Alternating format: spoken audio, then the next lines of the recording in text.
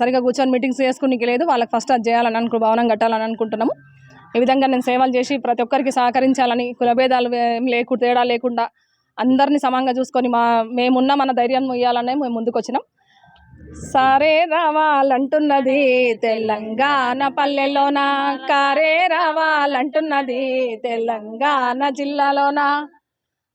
మేము చాలా ఉత్సాహంతో సీనన్నని మళ్ళీ ప్రభుత్వాన్ని గెలిపించుకోవాలని చాలా ఉత్సాహంగా మేము ముందరికి వచ్చినాం.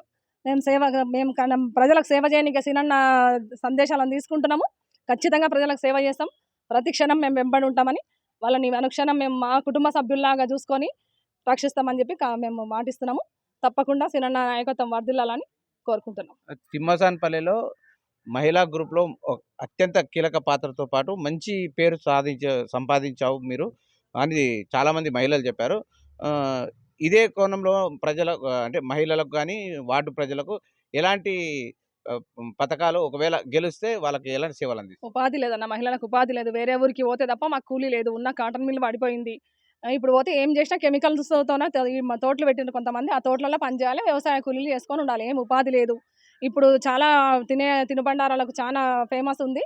అట్లా మేము ఒక కుటీర పరిశ్రమ లాగా ఏర్పరచుకొని క్యాండిల్స్ కానీ, సబ్బులు కానీ, ఇంకా కొన్ని ఉన్నాయి కదా, అవన్నీ తినే ఐటమ్స్ కానీ అవన్నీ మేము తయారు చేసి మాకు ఒక మయూరు బ్రాండ్ అని మున్సిపాలిటీ నుంచి వచ్చింది. నేను అక్కడ కూడా ఈసీ నెంబర్నున్నా.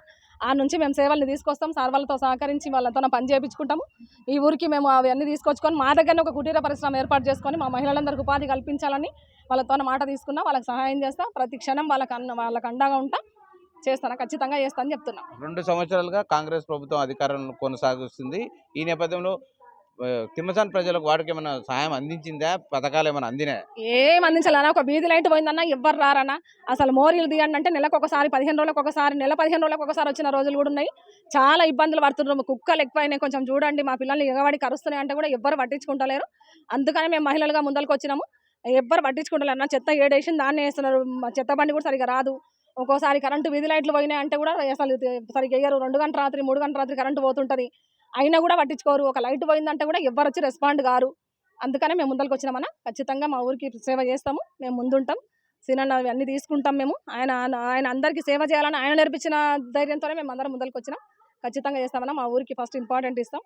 మా మహిళలందరికీ మేము సేవ చేయాలని ముందరికి వచ్చినాం. తిమ్మసాన్పల్లి, బీసీ కాలనీ మరియు వెంకటేశ్వర కాలనీ, ఈ 3 వార్డులో మీరు పోతుంటే ప్రజలు ఎలా ఆదరిస్తున్నారు? చాలా బాగా రెస్పాండ్ అవుతున్నారన్న. అన్ననే రావాలి సీనన్న ఉన్నప్పుడు మమ్మల్ని ఇంటి మనిషిలాగా ప్రతి దానికి మేము ఏ చిన్న ఫంక్షన్కి పిలిచినా, ఏ ఆపద ఉందన్నా వచ్చి మమ్మల్ని హెల్ప్ చేసిండు. ప్రతి దానికి మాకు సహకరించిండు. సీనన్ననే రావాలని కోరుకుంటున్నాడు. వెంకటేశ్వర కాలనీలో సీసీ కెమెరాలు కొన్ని మా దగ్గర ఇబ్బందులు ఉన్నాయన్నారు. ఆ సీసీ కెమెరాలను కూడా ఏర్పాటు చేస్తాము. ఖచ్చితంగా సహకరిస్తాం. వాళ్ళకు కూడా సార్ వాళ్ళ సొసైటీలు ఉన్నారు. మేము వాళ్ళ దగ్గర కూడా మర్యాదపూర్వకంగా మాట్లాడి వాళ్ళ సూచనలు తీసుకోవాలని ఆలోచిస్తున్నాం. అక్కడ కూడా కలుస్తామన్నా. చివరిగా మీ వార్డును ఎలాంటి అభివృద్ధి చేస్తావని హామీ ఇస్తావు వార్డు ప్రజలు? మహబూబ్ నగర్లో అత్యంత ఫస్ట్ నెంబర్ ఉండే మా వార్డు మళ్ళీ ఫస్ట్ నెంబర్కే తీసుకొస్తాము. ఖచ్చితంగా సహకరిస్తాం. అందరికీ సేవ చేయడానికనే మేము ముందరికి వచ్చినాం. చేస్తామన్నా. ప్రతి ఒక్కరికి ఏ ఆపద ఉన్నా మేము ముందలు ఉంటాము. మేమున్న మన ధైర్యంతో మేము ముందలుకోతాం.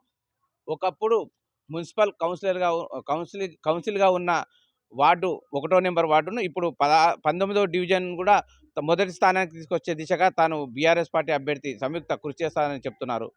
కెమెరా పర్సన్ అనిల్తో జయాకర్, లోకల్ ఛానల్.